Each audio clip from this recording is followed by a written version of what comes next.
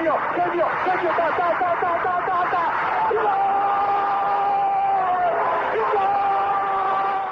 Bergkamp neemt de bal aan. Dennis Bergkamp.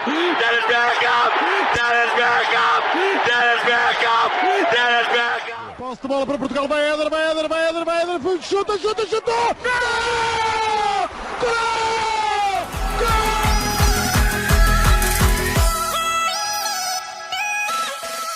Olá pessoal, bem-vindos a Bola ao Meio, podcast que aborda os temas do momento, sem fintas, mas com muitos golos. Olá a todos, bem-vindos ao primeiro Bola ao Meio, um dos novos podcasts da ProScout para 2020.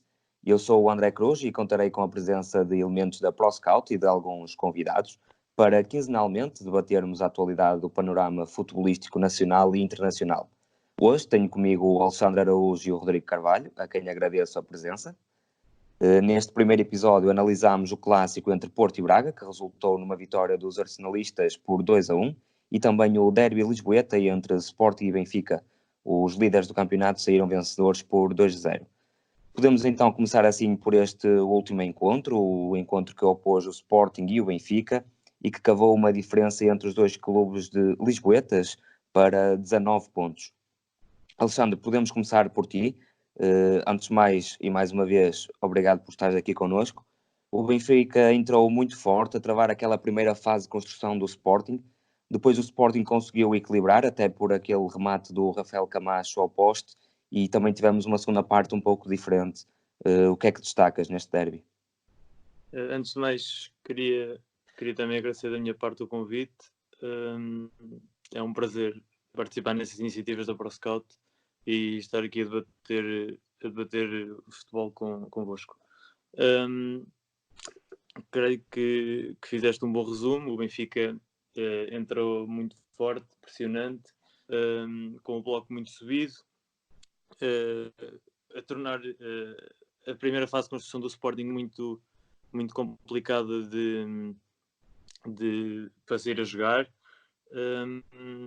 Os elementos defensivos do Sporting demonstraram algumas dificuldades técnicas nesse aspecto, nomeadamente os médios mais recuados, o Doumbia e o Wendel, que costuma fazer o transporte de bola, foram sempre obrigados a receber a bola de costas para o jogo, e isso dificultou o esquema montado pelo Silas na abordagem ao jogo. Foi bastante inteligente da parte do Bruno Lage, e creio que o Sporting só conseguiu virar isso através de transições rápidas, e esse lance do Camacho resulta nisso mesmo. O Sporting explora o espaço que há entre o Grimaldo e o Ferro, num grande passo do Bruno Fernandes, e também na ineficácia do central do Benfica, e ele acaba por conseguir um remate ao poste e igualar mais o jogo, porque pendia naquele momento muito mais para o lado do Benfica. Exato, Rodrigo, podia também assim uma breve análise a este começo do jogo em que o Benfica pareceu um pouco superior até o Sporting conseguir de certa forma equilibrar. Olá a todos. Primeiro de tudo vou também agradecer à ProScout pela oportunidade e por estarmos a contribuir para mais um podcast onde se vai falar de futebol e do jogo e como tem sido exemplo da ProScout nos seus eventos e em todos os serviços que tem. Mas sim, uma breve análise assim geral ao derby. Acho que mostrou que os treinadores foram preparados para aquilo que a equipa adversária iria fazer.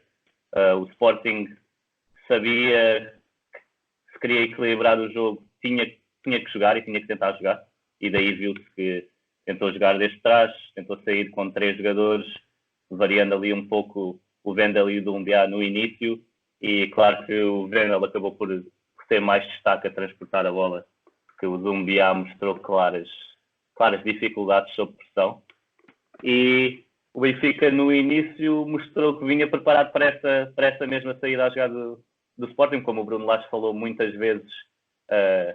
tanto antes do jogo como depois do jogo, que tinha observado muita equipa do Sporting que sabia que podia ter vários fatores e várias qualidades com bola que podiam dificultar a tarefa do Benfica. Mas acho que a pressão inicial do Benfica pôs ali o Sporting sob pressão e aumentou um pouco o nervosismo que já trazia a pressão toda do derby, de poder ficar a 19 pontos e poder estar tão longe dos dois grandes rivais. Mas o Sporting mostrou que também fez o trabalho de casa, porque o lado esquerdo da defesa do Benfica, apesar de Sérvio ter ajudado muito desde que entrou na equipa, acho que esse lado esquerdo tem sido muito explorado nas costas da defesa. O Ferro e o Ruben Dias continuam a não entender-se a controlar aquela linha defensiva onde os laterais atacam tanto, principalmente se jogar Tomás Tavares ainda atacam mais do que o André Almeida, e acho que foi por aí que Silas conseguiu pôr o Benfica para trás. Foi isso que se viu a meio da primeira parte, o Benfica foi obrigado a recuar e a diminuir aquela pressão inicial. Acho que também o posicionamento dos extremos e dos médios do Sporting influenciaram ali muito o posicionamento do Grimaldo e do André Almeida a defender, porque no início da pressão não havia mesmo espaço para o Sporting sair a ligar com os homens da frente, e depois, não sei, deve ter sido por indicação do Silas, começaram a aparecer mais em zonas centrais, e o Grimaldo e o André Almeida começaram ali a ficar em dúvida e já não sabiam se acompanhavam, se ficavam com a linha, se havia espaço atrás ou não. E acho que por aí foi o principal teste àquela pressão inicial do Benfica, e isso levou a que o jogo ficasse mais equilibrado. Alexandre, o Rodrigo tocou aqui num ponto interessante, que foi a preparação para este encontro. Não te surpreenderam um pouco as opções dos treinadores? E refiro-me em concreto, por exemplo, o Bruno Lage optou pela dupla de meio campo Weigl e Gabriel, e não Gabriel e Taarabt, que se calhar era o que muitos estávamos à espera. Não sei se foi para reforçar o plano mais defensivo da equipa. E depois o Silas, com as ausências de Coates e Vieto, optou pelo Camacho e por Tiago e Lori. Não te surpreenderam estas opções? É assim, eu do lado do Sporting, honestamente, creio que estava à espera que entrassem esses dois homens para render o Coates e o Vieto, que são dois homens bastante importantes na manobra do Silas. E nesse sentido, eu acho que toda a gente estava um pouco receptiva em relação à resposta que ambos poderiam dar, mas acabou por ser uma, digamos, uma experiência positiva de ambos, porque tiveram bastante competentes os dois. O Camacho tem as duas melhores oportunidades do Sporting no jogo todo. O Ilori está se calhar ligado a um dos golos, mas a meu entender a culpa não é dele. E tem lá também duas oportunidades em bolas paradas ofensivas que podiam ter dado gol da cabeça dele. Portanto, acho que até foram apostas ganhas da parte do Silas, que tem ali duas soluções que pode utilizar daqui para a frente. Do lado do Benfica, eu tinha um género de uma convicção que o Weigl poderia ser titular, mas como o Gabriel tinha saído do último jogo não tocado, mas bastante desgastado, pensei que quem jogasse seria Weigl e Taarabt. O Lage acaba por colocar os dois, Gabriel e Weigl, e ele explica no fim que teve que ver com a ocupação do espaço, e achava que esses dois homens em conjunto conseguiriam reter mais bolas no meio campo e dar mais consistência do que jogando com o marroquino. Portanto, acabou por fazer sentido. Houve algumas pessoas que não concordaram com a opção. Se calhar de início todos nós achámos que jogar com o fazia sentido, mas acabou por correr bem, e a vitória sorriu ao Benfica. Exato. Continuando então aqui neste plano das opções, Rodrigo, o Rafa entrou já no decorrer da segunda parte e foi talvez a chave que desbloqueou este encontro. Faria sentido ser titular, uma vez que também veio de uma lesão, de uma paragem por lesão de algum tempo? Fazia sentido ser titular? E o que é que alterou, o que é que acrescentou a entrada do Rafa no encontro? Olha, primeiro vou só acrescentar um pouco sobre a pergunta que fizeste, sobre a opção dos jogadores no meio campo.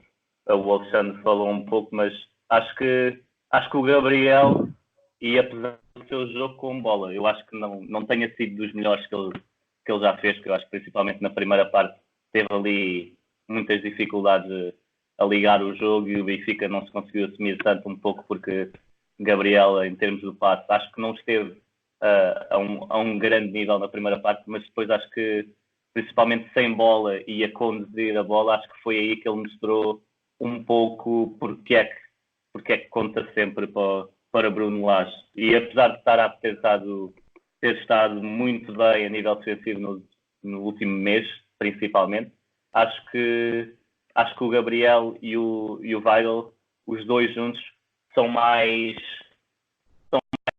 estáticos, e acho que o Tarap podia ser arrastado muito mais do que o Gabriel e o Weigl foram, e manteve-se ali um equilíbrio no meio que acho que foi importante para o Benfica. Quanto ao Rafa, acho que não estava à espera que jogasse, até porque eu acho que se fosse para jogar, ele tinha começado no jogo da Taça, e acho que por aí acho que o Rafa nunca iria ser titular logo num jogo destes. E acho que é uma grande notícia para o Benfica, porque na minha opinião estava a ser o melhor jogador do campeonato até se lesionar. Estava a ser o jogador mais decisivo na equipa, mas entrou, fez 2 golos, mostrou que é um jogador que vai sempre brilhar nestes jogos, mas acho que, sinceramente, acho que não foi muito pela sua entrada que os golos apareceram. Foi ele que decidiu, a bola em 2 jogadas de um pouco de insistência, sei que não podem ser assim muito treinadas.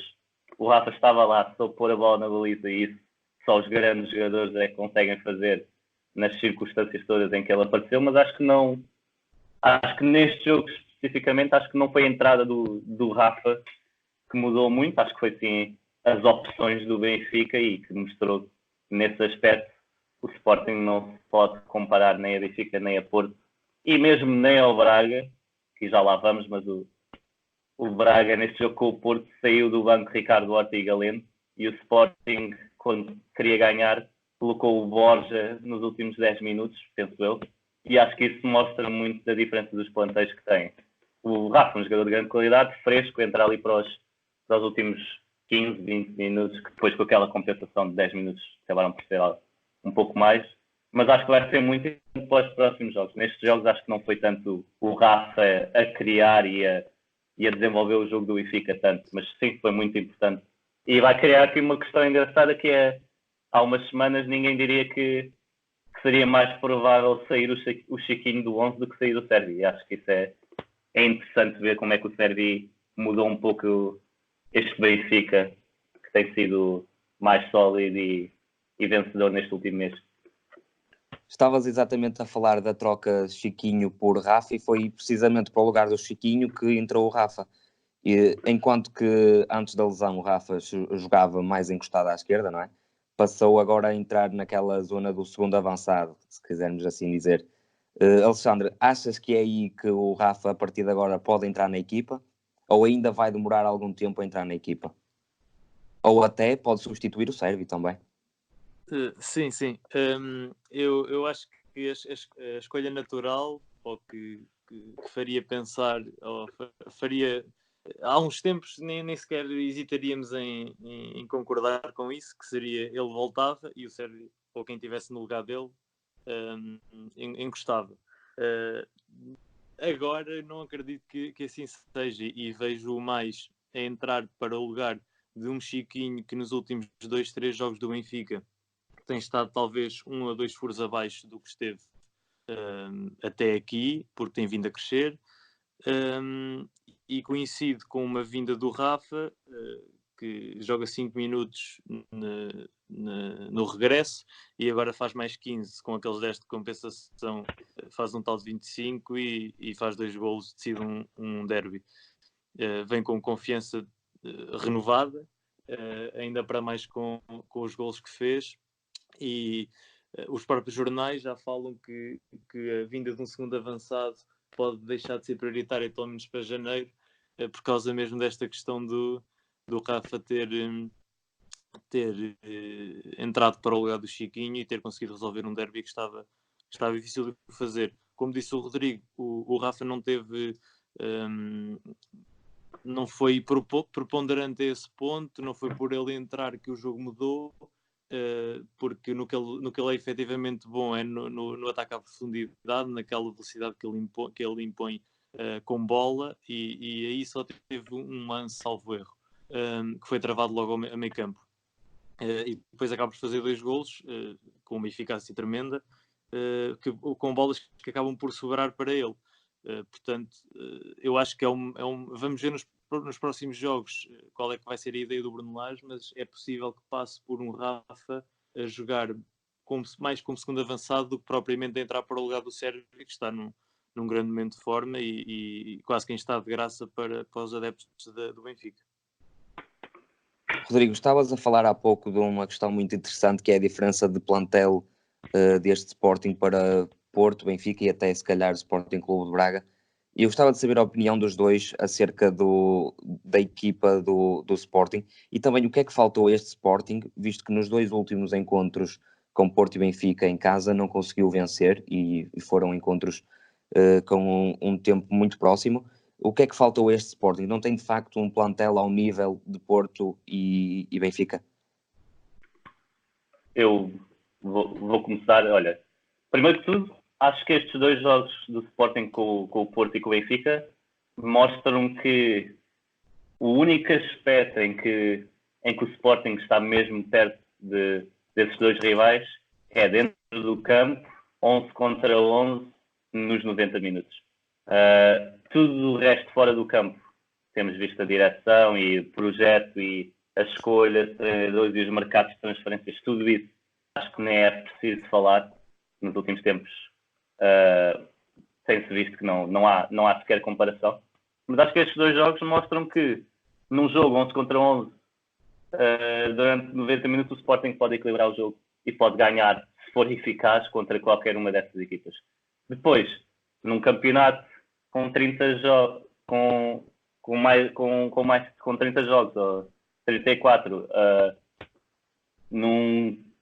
numa fase em que precisa ter 15, 16 jogadores que sejam de topo, aí é que é o grande problema do Sporting, porque vimos neste jogo, sem Coates, sem o Vieto, são logo só 2 jogadores, mas que fazem uma tremenda diferença para jogos deste nível. E o Benfica mostrou claramente que no banco tinha muito mais opções, e o Rafa foi um deles, mas se não fosse o Rafa, mesmo o Seferovic seria titular indiscutível no Sporting, penso eu, mesmo não sendo um jogador por aí além, apesar dos gols do ano passado. Eu acho que aí nota-se muita diferença. Eu falei do Braga, o Braga naquele jogo grande com o Porto tirou do banco Ricardo Horta e Galeno, que seriam os 2, sem qualquer dúvida, titulares no Sporting.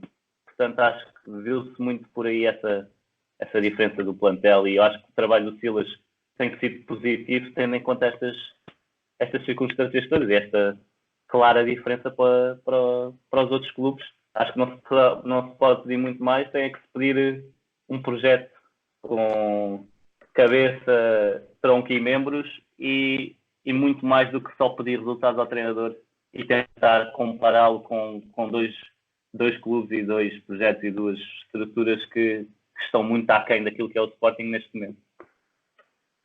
Alexandre, numa altura em que muito se fala de uma possível saída do Bruno Fernandes, que é de facto o verdadeiro motor desta equipa do Sporting, que futuro, se esta transferência se vier mesmo a confirmar, que futuro podemos esperar do Sporting? Boa pergunta.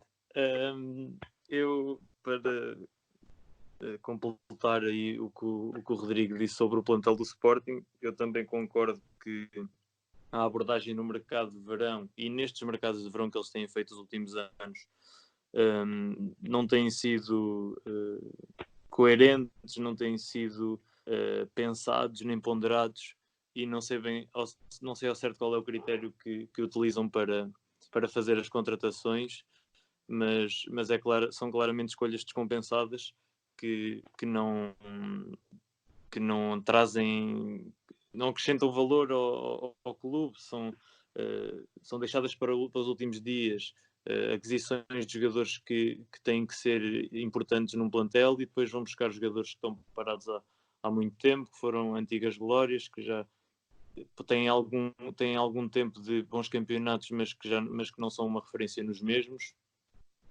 E isso acaba por não trazer mais valias ao Sporting, que acaba por não apostar em possíveis reforços que têm mais qualidade, certamente, que poderão vir da formação, ou investir na própria academia para mais tarde poder recolher os frutos, e se continuarem a ter esta política, não avizinho grande futuro em aspirações para lutar por um campeonato nacional. Na questão do Bruno Fernandes, vai ser certamente um brevicaço, passa a expressão, para o Silas encontrar uma solução para o render, uma vez que os jogadores que podem, se calhar, atuar na posição dele serão um Miguel Luís, um Wendel, e tem que arranjar depois alguém para substituir o Wendel. O Vieto não pode jogar naquela posição, por exemplo? Eu não vejo o Vieto a jogar a um número 8, embora a posição do Bruno Fernandes tenha uma propensão ofensiva muito grande, porque o Bruno Fernandes, o que ele faz no Sporting e o que o torna tão fundamental é que ele não só é importante na manobra ofensiva, como também em organização defensiva, ou em transição defensiva. É um jogador que ajuda muito a defender, e eu não acredito que o Vieto, jogando nessa posição, vai ajudar tanto e vai dar tanto à equipa como dá o Bruno Fernandes. Daí eu não o ver como uma solução válida a esse ponto. Certamente que tem qualidade para jogar lá, mas nunca vai ser um jogador muito parecido com as características que tem o Bruno Fernandes. E o Silas vai ter que jogar possivelmente com alguma prata da casa. Tem o Daniel Braga sempre estado, que talvez conseguisse ser ali adaptado àquele meio campo. Tem mais qualidade para o mostrar lá, mas foi mais uma vez emprestado, e não sei, cabe ao Silas decidir o que é para o meio campo do Sporting, mas nada do que ele tem no plantel será equivalente ou parecido ao Bruno Fernandes. Não sei se querem acrescentar mais alguma coisa relativamente a este jogo, ou se podemos passar já para o Porto e o Porto Braga. Não, Bom, sendo assim, podemos ir para o Porto Braga, acho que sim. Sim. Sim, queria só lembrar os nossos ouvintes que temos no nosso site, em proscout.pt, 2 artigos acerca do encontro entre o Sporting e o Benfica. 2 artigos, um mais curto e outro mais extenso acerca deste encontro. Podem passar por lá também para ficar a par de tudo o que se passou.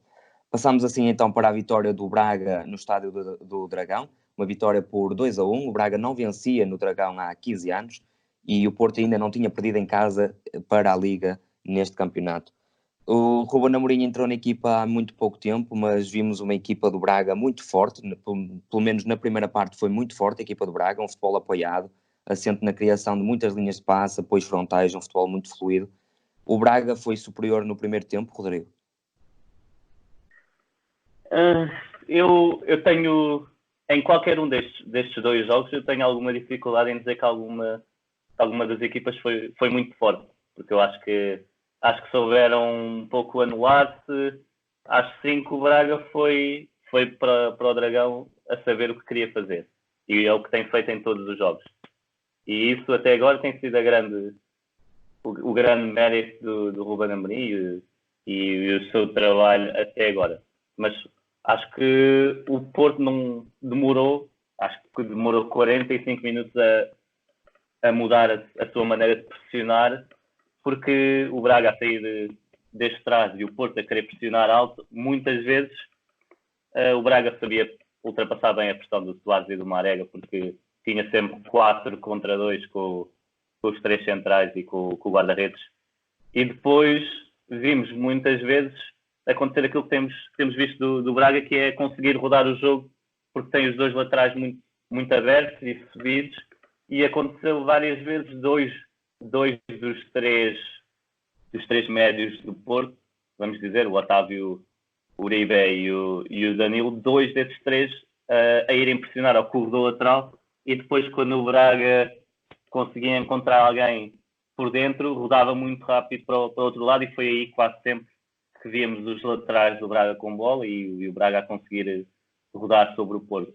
O domínio veio muito por aí, mas acho que o Porto não... Eu acho que devia estar à espera de ser pressionado, mas não conseguiu de maneira alguma na primeira parte ter controle sobre o jogo e com bola. Não passou muito por ter Corona, Soares e Marega muito juntos e o Danilo ou os centrais tentarem passar longo ou para o Soares ou para o Marega no ar, receberem a um toque já como um passo para esses colegas, mas acho que foi muito pouco do Porto com bola na primeira parte. Acho que o Braga também não conseguiu converter essa surpresa e esse domínio com bola em grandes oportunidades.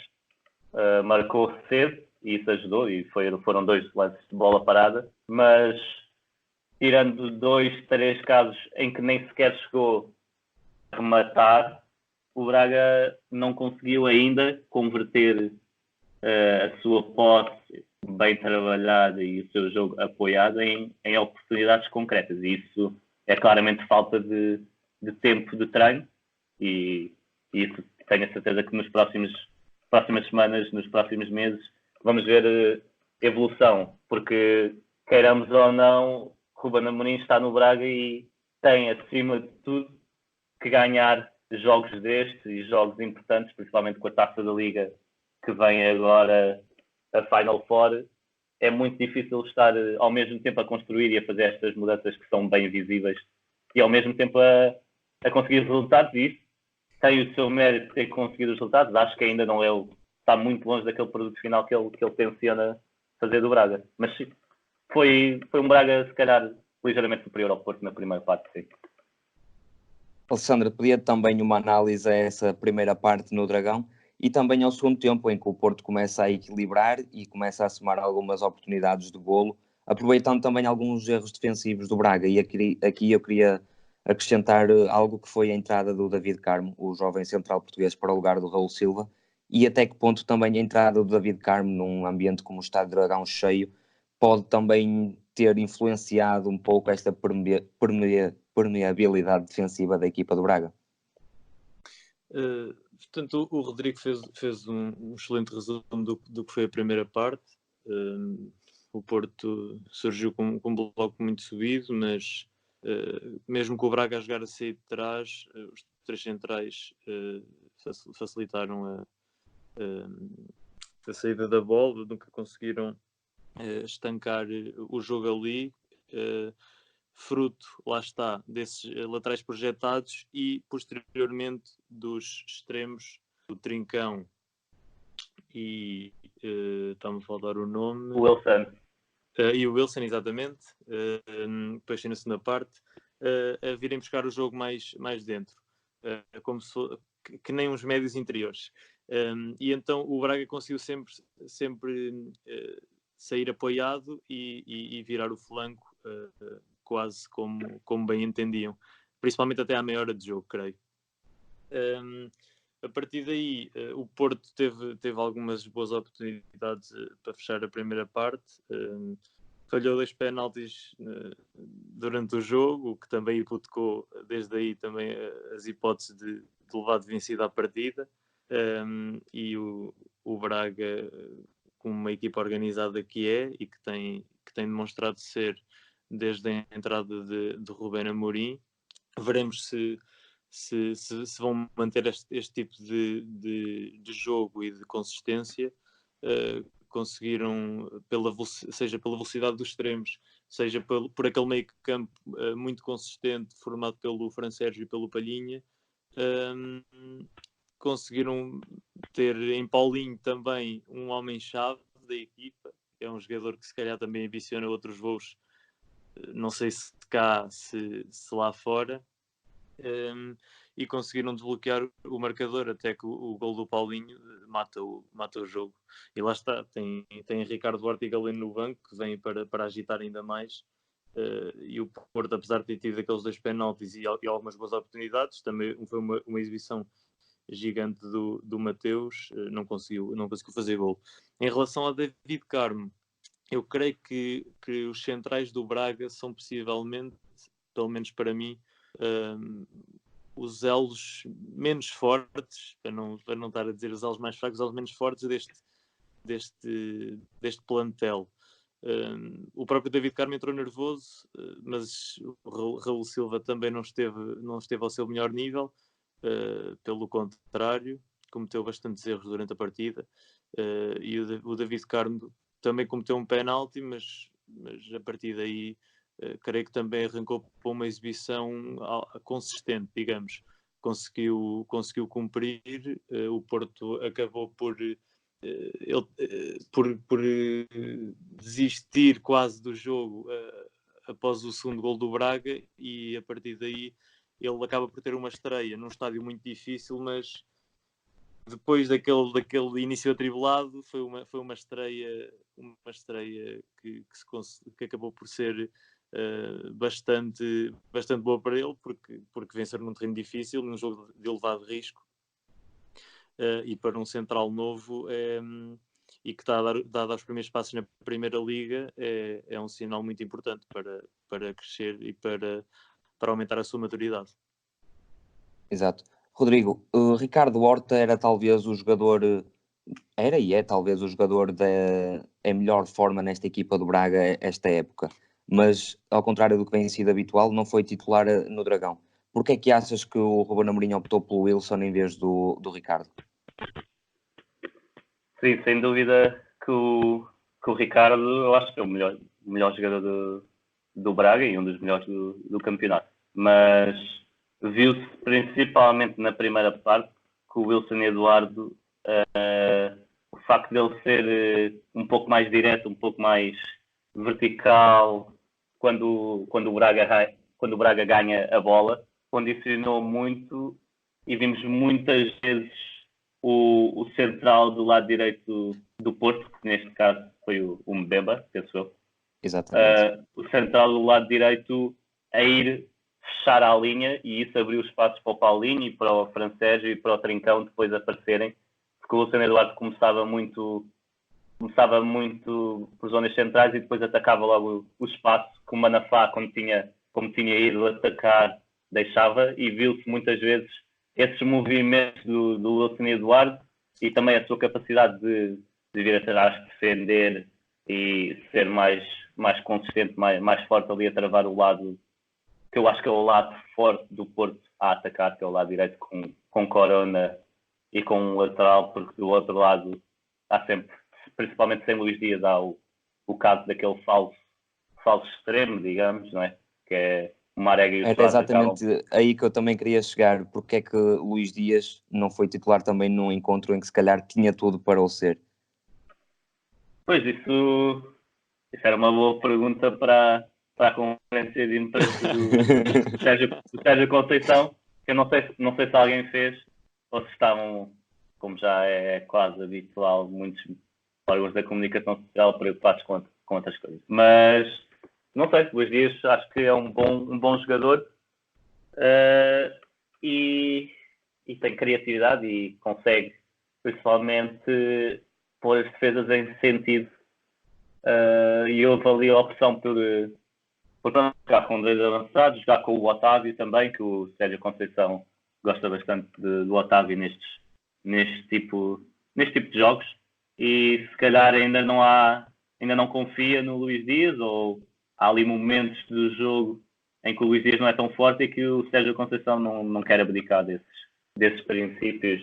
Acho que é um pouco por aí. Vou só acrescentar e realçar uma coisa que o Alexandre disse, que eu tinha para dizer também, que é a exibição do meio campo do Braga foi mesmo muito, muito boa. E eu sei que o Palhinha é português e sei que o Palhinha faz parte do Sporting, e há sempre vontade de falar e dizer que podia claramente fazer parte do plantel do Sporting, mas eu acho que o Fran Sérgio foi provavelmente, não foi o melhor em campo, foi dos melhores em campo, e mostra que é daqueles médios que tem sido mais regular no nosso campeonato nos últimos anos, e nos jogos grandes vemos sempre o Fran Sérgio. Vimos no ano passado, lembro-me perfeitamente do gol que ele faz também em Braga contra o Benfica, por exemplo, e aparece sempre e é muito forte porque ataca, defende, é forte fisicamente, pressiona, e eu acho que foi muito, muito importante neste Braga. E depois o Paulinho, claramente no top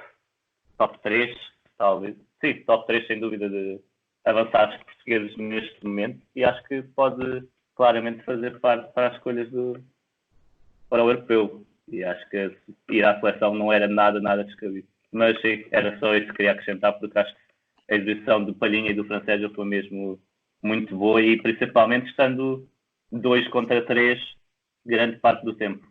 E acho que isso, com bola e sem bola, foram muito bons.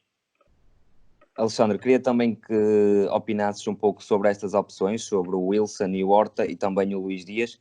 E já agora, articulando com a conversa que estávamos a ter há pouco, será que Palhinha não tinha lugar no Sporting atualmente, até no lugar de Dombiá? Em relação às escolhas tanto do Rubén Amorim como do Sérgio Conceição, eu creio que eles optam, e lá está, é apenas uma convicção pessoal, que optam por tanto não utilizar o Luís Dias desde o início e não utilizar o Ricardo Horta também de início, tem a ver com a exigência física que o jogo iria trazer. Ou seja, ia ser um jogo muito disputado, ia ser um jogo com muitos duelos, e tanto Wilson Eduardo como Marega, como Soares, são jogadores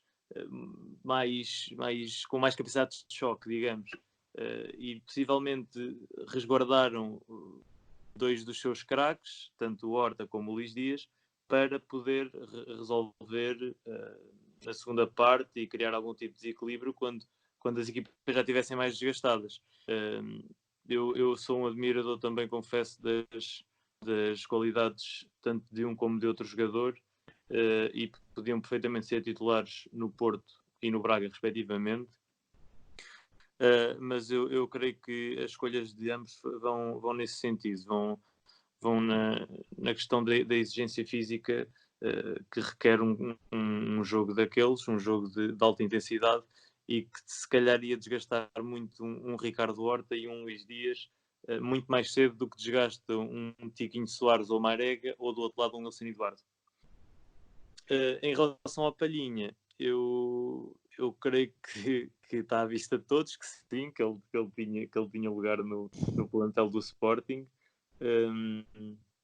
Acho que vai ser difícil, se calhar, ele voltar ao Alvalade, tal como foi os casos de Mateus Pereira e afins. Talvez um Daniel Bragança tenha mais possibilidade de voltar ao Alvalade do que o próprio João Palhinha, mas o Palhinha, se continuar a exibir este nível, também eu espero outros voos, se não for o plantel principal do Sporting, certamente que lá fora, porque cá dentro não estou a ver a passar de um Braga para um Porto ou para um Benfica. Certamente vai ter um futuro risonho a continuar a este nível. Rodrigo, a entrada do Rubén Amorim causou muita polémica no futebol português, muita coisa foi dita. Rubén Amorim já está a mostrar alguma coisa nova, e o que é que podemos retirar destes últimos jogos?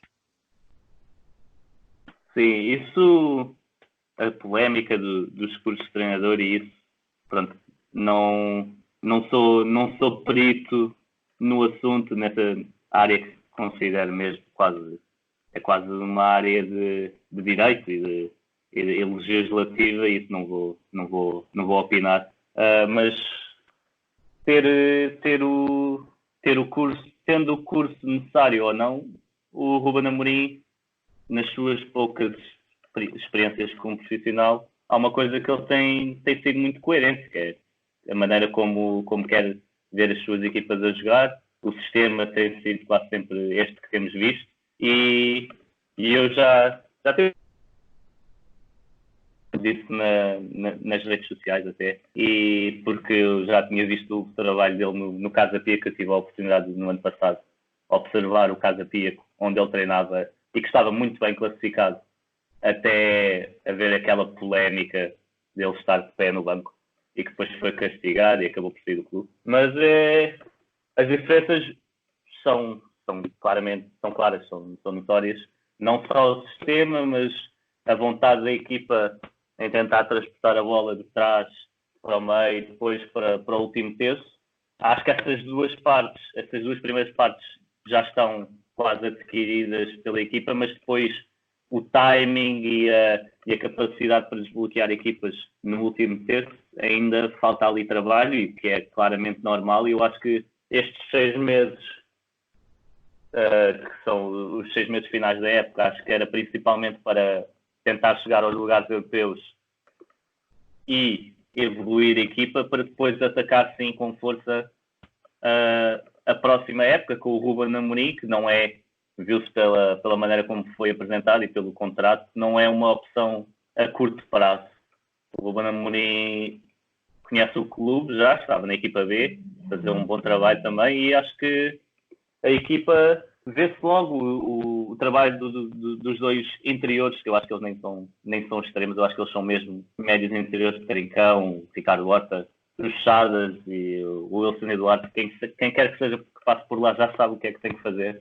O Paulinho vai render muito com esta maneira de jogar, e depois vemos ali o Palhinha e o Fran Sérgio, que depois o André Horta também há de passar por lá, de certeza, que são jogadores equilibradores, não vão chegar tanto à área, mas vão participar na pressão, vão participar com bola, e eu acho que este Braga tem muito potencial, mas, como disse, ainda precisa de treino, que isto não se faz nada sem muito treino, e por muito que as pessoas queiram ver o Braga já a jogar na sua plenitude, acho que ainda falta treino, trabalho e tentar perceber como é que o Ruben Amorim também se adapta a este nível que é alto, que é exigente, que o Braga tem sido sempre presença no top 4 nacional, e acho que o Ruben está preparado para isso, pelo menos na parte técnica, na parte legal. Isso já não sei, mas certeza que terá um bom adjunto que possa fazer essa parte. Alexandre, antes de irmos para as contas do título, há um jovem no Braga que tem sido grande aposta de Ruben Amorim, e falo de Francisco Trincão. Voltou a jogar no Dragão, voltou a estar em bom nível. Como vês esta entrada de Trincão no 11 do Braga, e em que é que ele ainda pode evoluir?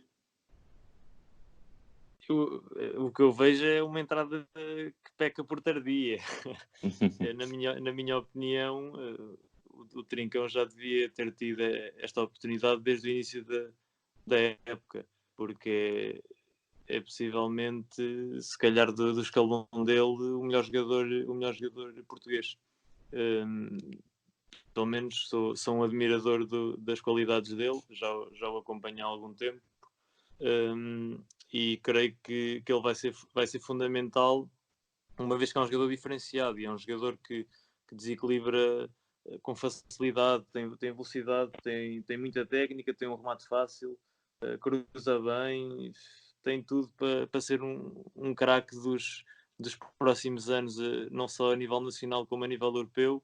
E só tenho medo que ele passe de um Braga para uma Juventus ou para um Real ou para o que seja, sem ter impacto sério a nível nacional. Rodrigo, não sei se queres falar um pouco sobre o Trincão também? Sim. Também sou muito fã. Acho que claramente peca por ser tardia esta opção. E é um dos melhores jovens portugueses. Vimos nas seleções, é campeão da Europa, fazia uma grande dupla de ataque com o Jota, e que são dois jovens que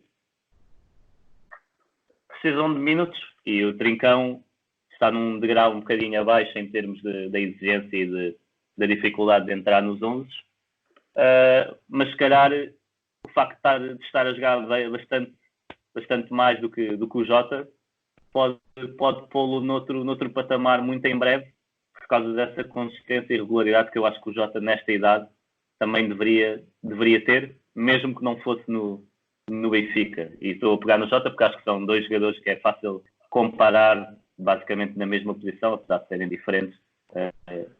Mesma posição, mesma idade, estão aos mesmos anos. E talvez os dois melhores jogadores desta geração. Certo, foram os que eles, o Florentino e depois o Dalot já nem foi ao segundo europeu, mas eles foram dos que brilharam mais, Domingues e Diogo Leite, mas são dois jogadores com muito potencial, que têm qualidade para jogar na Primeira Liga a titular em 85% das equipas, e esta é uma porcentagem assim de cabeça, mas sim, precisam de jogar, e o Trincão está a mostrar que só precisa de jogar, porque depois aquilo, 1 para 1 muito forte, é inteligente, sabe cruzar, sabe rematar, percebe, e isso vê-se quando se olha para este novo Braga, percebe-se que ele pede aos colegas para aparecerem nos espaços certos e às vezes mexe só para criar mesmo esses espaços. E depois com bola é muito, muito, muito forte, e ali aquele trio de ataque, Horta, Trincão e Paulinho, impõe respeito, e estou com vontade de ver mais desta equipa do Braga, e do Trincão sempre em todos os jogos que temos visto tem jogado bem, e isso aí, acho que merece todos estes minutos e vai sem dúvida chegar ao fim do campeonato com interessados que ele sempre teve, e então depois de jogar a titular ainda vão haver mais. Alexandre, a 7 pontos do título, as contas estão difíceis agora para o Porto? As contas são certamente difíceis, como estavam, aliás, o ano passado para o Benfica, que também esteve aos mesmos 7 pontos até mais tarde, salvo erro. Pronto, a reviravolta, digamos, começou a ser operada. E achas que é possível acontecer com o Benfica este ano o que é que aconteceu com o Porto ano passado, que acabou por na segunda volta ceder alguns pontos? Eu creio que é possível, mas eu não creio que seja provável, se é que me faça entender. Sim, sim. O Benfica, e eu passo a explicar, o Benfica com Bruno Lage tem sido uma equipa com uma consistência se calhar inigualável, pela quantidade de recordes de vitórias seguidas, seja em casa ou fora, ou o recorde de pontos num X de jogos, sei lá, desde que ele entrou deve ter se calhar um empate e uma derrota no campeonato. Empate na Luz diante deste Porto já nesta época, e o empate diante do Belenenses na temporada passada. Não, derrota esta época. Derrota com o Porto. Sim, a única derrota é com o Porto mesmo. Sim, pronto, é isso. E isso é que me faz crer que não será fácil recuperar os 7 pontos, uma vez que o Benfica vai ao Dragão, é certo, mas tem que receber o Sporting na última jornada, já foi a Guimarães, já foi a Braga, e não tenho a certeza se já foi ao Rio Ave. Pronto, assim, das equipas que estão mais não, ainda não. Ainda tem que receber o Famalicão. Sim, é receber... Não, o Benfica ainda tem de jogar em Rio Ave e ir a Famalicão, tá? Pronto, tem que jogar no Dragão, Rio Ave e Famalicão. Todos os outros jogos em casa, os teoricamente mais difíceis, digamos. Portanto, creio que isto tudo junto favorece muito o Benfica, que também tem um plantel muito completo e que se calhar ainda vai ver reforçado neste mercado. Portanto, a probabilidade é possível, mas provável não creio. Rodrigo, pensas que o clássico no Dragão, o Porto-Benfica, que será jogado já no início de fevereiro, poderá ditar as contas? Em caso de vitória do Benfica, acho que fica com o caminho ainda mais confortável. Mas eu acho que os 7 pontos, e como diz o Bruno Lage, eu acho que isso quando ele diz aquilo, acho que é muito mais uma mensagem para os jogadores do que para os jornalistas, quando fala de que recuperaram esta vantagem no último ano. Acho que se visse um Porto que estivesse em boa forma e que estivesse a jogar bem e a utilizar os seus recursos da melhor maneira, acho que 7 pontos basta uma vitória no clássico, ficar 4, e isso já já abana um bocadinho o conforto do Benfica. Agora, o Benfica que está... Se dissermos que o Benfica tem jogado sempre bem ou sempre de uma forma elegante e que é convincente em todos os jogos que faz, não tem sido o caso. Mas recordo as palavras do Fernando Santos, não sei se viram no programa em que foi ao Canal 11, e ele disse que a este nível muitas vezes jogar bem é ganhar. E o Benfica basta ver que tem ganho muito com o Bruno Lage, não perde pontos facilmente, e isso tem encaminhado a equipa para um bom espírito, para esta caminhada que tem sido impressionante. Acho que é o recorde de pontos de uma primeira volta ou algo muito parecido. Mas acho que é difícil. Mas atenção, o clássico vai ser muito, muito importante. E o Porto em casa, apesar deste deslize com o Braga, num jogo onde falha 2 penaltis, ainda não tinha sofrido golos em casa, portanto, para o campeonato. Portanto, ainda não está nada decidido. Esse jogo vai ser mesmo muito, muito importante. E em caso, se o Benfica não perder esse jogo, acho que aí já podemos ver as coisas um bocadinho diferentes. Alexandre e Rodrigo, muito obrigado mais uma vez por estarem aqui connosco. Obrigado também pelo trabalho que vocês fazem na ProScout, que também é muito importante. Obrigado. Obrigado também. Obrigado e boa sorte para este novo projeto, e que tanto eu como o Alexandre possamos voltar a vir aqui e falar de futebol e do jogo. Foram 45 minutos bem passados. Sempre Exatamente. Obrigado, certamente vocês vão estar aqui para uma próxima. Obrigado também aos nossos ouvintes por nos terem escutado. Podem também seguir-nos nas redes sociais, como já sabem, e até uma próxima.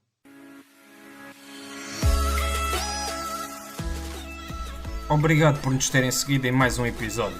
Sigam a ProScout nas redes sociais em Facebook, Twitter, Instagram, YouTube e principalmente no nosso site em www.proscout.pt. Até à próxima!